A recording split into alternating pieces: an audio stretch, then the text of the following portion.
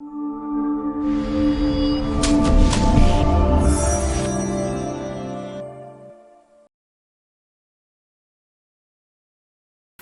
आप देख रहे हैं नेशन भारत और मैं हूं आपके साथ करुणा तिवारी। देखिए, टीआरई 3 का पेपर जो लीक हुआ था उसे लेकर छात्र नेता सौरभ ने एक वीडियो जारी किया है और उन्होंने कहा है कि 2 अप्रैल को पटना में वो धरना प्रदर्शन करने वाले हैं। उन्होंने सारे उन अभ्यर्थियों को आमंत्रित किया है और कहा है कि अपनी बात, अपनी मुद्दा जो है वो सरकार के सामने रखी जाए। तो आप भी सुनिए कि उन्होंने क्या कुछ कहा। नमस्कार साथियों, जय हिंद। सबसे पहले आपको हम बता दें कि कई अभ्यर्थियों का फ़ोन कॉल लगातार आ रहा है। उनका कहना है कि सप्लीमेंट्री रिजल्ट को लेकर जो सेकेंड फेज की बहाली में जो शिक्षक विभाग और बीपीएससी ने जिस प्रकार का खेल किया, जिस प्रकार का षड्यंत्र रचा, तो सारे मामलों पर आपको अपडेट करा दें कि सप्लीमेंट्री रिजल्ट को लेकर बहुत बड़ा प्रोटेस्ट कल होने जा रहा है। इसलिए जितने भी शिक्षक अभ्यर्थी मेरी बातों को सुन रहे हैं, कल तय सीमा पर अपने जगह जगह पर आज आ जाएं और कल जहां भी तय होगा प्रोटेस्ट, यानी कहने का मतलब कि लोकतांत्रिक तरीके से जो भी लड़ाई सप्लीमेंट्री रिजल्ट को लेकर लड़ी जानी है, उसके लिए 2 अप्रैल तय सीमा हुआ है। और जितने भी शिक्षक अभ्यर्थी हैं जो ये समझ रहे हैं कि पूरक परिणाम का डिमांड बिल्कुल जायज़ नहीं है, तो क्या शिक्षा विभाग ने 14,700 पदों की जो सूची भेजी थी, क्या सभी पदों पर पूरक परिणाम नहीं आने चाहिए थे? और 1 महीना तक इंतजार करने के बाद घालमेल किया गया और तीसरे फेज की बहाली की प्रक्रिया शुरू हो गई। तो साथियों, आपसे आग्रह है कि कल भारी से भारी संख्या में आए और जितने भी अभ्यर्थी मेरी बातों को सुन रहे हैं, राज्य के विभिन्न जिलों से अपनी मांगों को लेकर एकजुट होने का प्रयास करें। सप्लीमेंट्री रिजल्ट पर उनका पूरा अधिकार है। अब रही बात कि कई अभ्यर्थियों का कहना है कि एक तरफ आप बता रहे हैं कि टीआरई 1 से लेकर टीआरई 2 तक फर्जीवाड़ा हो रहा है, वही दूसरी तरफ आप पूरक परिणाम की मांग कर रहे हैं। तो ये अभ्यर्थियों का डिमांड है कि हम सप्लीमेंट्री रिजल्ट को लेकर प्रोटेस्ट कर रहे हैं। मेरा जो बयान है, उस बयान से आप इत्तेफाक रखते हैं या नहीं रखते हैं, लेकिन इतना जरूर है कि टीआरई 1 से लेकर टीआरई 2 तक जो भी फर्जीवाड़ा हुआ, सभी फर्जीवाड़े के तह में अब बीपीएससी और जो जांच की टीम है, यानी आर्थिक अपराध इकाई, बिल्कुल सही दिशा में काम कर रही है। और उसने बीपीएससी के अधिकारियों और कर्मचारियों से लिखित रूप में जो प्रश्न किया है, सबका जवाब उनको देना है तय सीमा पर। और जितनी भी चीज़ें अब सामने आएंगी, उस सभी विषय पर आपको हम अपडेट करा दें कि आने वाले समय में जो चीज़ें होंगी, आर्थिक अपराध इकाई की टीम द्वारा जो जांच की जा रही है, सारी चीज़ें बिल्कुल पानी की तरह साफ हो जाएगी कि आगे मामला क्या है। साथियों, बिंदुवार हम चर्चा करेंगे कि क्या टीआरई 1 में जो 14,700 पदों की, टीआरई 2 में और 4700 पदों की सूची भेजकर 2773 लोगों का रिजल्ट आया, तो पूरक परिणाम में जो फर्जीवाड़ा हुआ, तो सारे मामलों पर जो तीसरे फेज की बहाली पर भंडाफोड़ हुआ,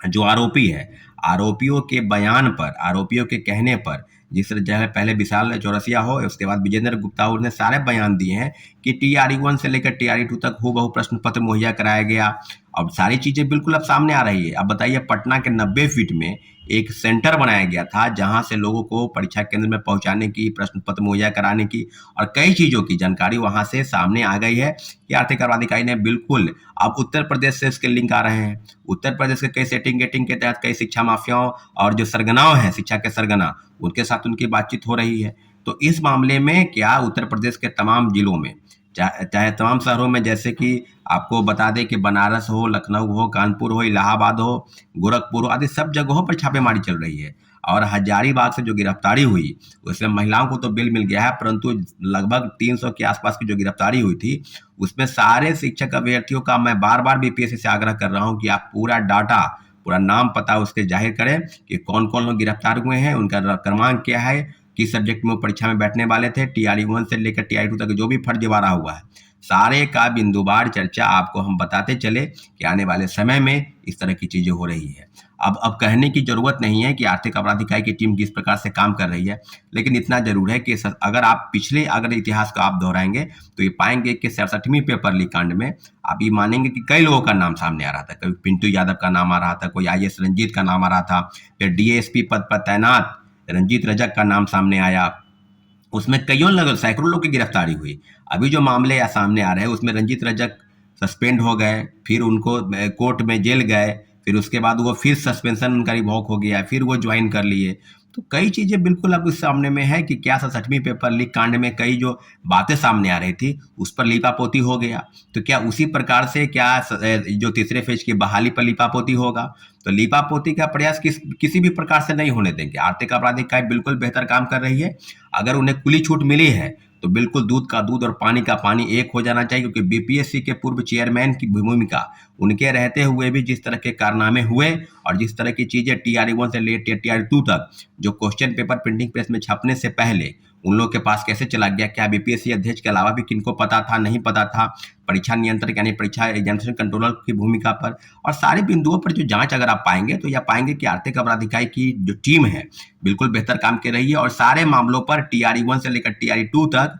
सप्लीमेंट्री रिजल्ट पर दर्जनों याचिका दायर हो गई है, उसकी सुनवाई भी चल रही है। लेकिन जो हम लोग योग्य अभ्यर्थी जो हैं जिन्होंने ज्वाइन किया है उनको घबराने की जरूरत नहीं है, लेकिन इतना जरूर है कि TRE 1 से लेकर TRE 2 तक जो फर्जीवाड़ा हुआ जिसकी शिकायत आर्थिक अपराध इकाई कर रही है और आर्थिक अपराध इकाई की रिपोर्ट का हम लोग इंतजार कर रहे हैं, उस रिपोर्ट के आधार पर हम जरूर माननीय उच्च न्यायालय जाएंगे और सारे लोगों पर जो बड़े पैमाने पर फर्जीवाड़ा डॉक्यूमेंट के आधार पर या सेटिंग गेटिंग के तहत बहाल हो गए हैं वो आप समझ ले कि आपकी नौकरी किसी भी हाल में बचने नहीं जाएगी। हम लोग पूरा प्रयास कर रहे हैं कि माननीय उच्च न्यायालय के शरण में जाकर और सब मामलों की तहकीकात करें कि क्या TRE 1 से लेकर TRE 2 तक जो भी फर्जीवाड़ा हुआ बिंदुवार चर्चा होगी और जितने भी योग्य अभ्यर्थी हैं वो सारे को घबराने की जरूरत नहीं है। लेकिन इतना जरूर है कि लड़ाई को अंतिम मकाम तक पहुंचाने के लिए माननीय उच्च न्यायालय जरूर जाना होगा। इसके लिए बीपीएससी और आर्थिक अपराध इकाई की टीम जो जांच कर रही है उसके सारे बिंदुओं पर हम लोग चर्चा करेंगे और आने वाले समय में जिस प्रकार से होगा, इसलिए पुनः आपसे आग्रह करते हैं कि सप्लीमेंट्री रिजल्ट की मांग को लेकर जो भी प्रोटेस्ट कल हो रहा है उसमें आप बढ़ चढ़ के हिस्सा लें और सरकार के समक्ष अपनी बातों को रखें। तो आपने सुना कि छात्र नेता सौरभ ने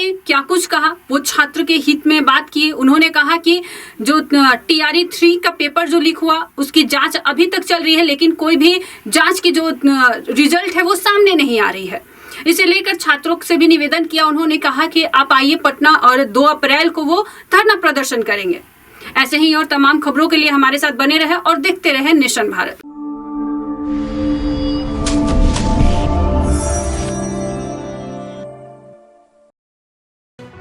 लेटेस्ट खबरों से जुड़े रहने के लिए हमारे चैनल नेशन भारत को सब्सक्राइब करें और बेल आइकन को दबाएं ताकि कोई खबर छूट न पाए।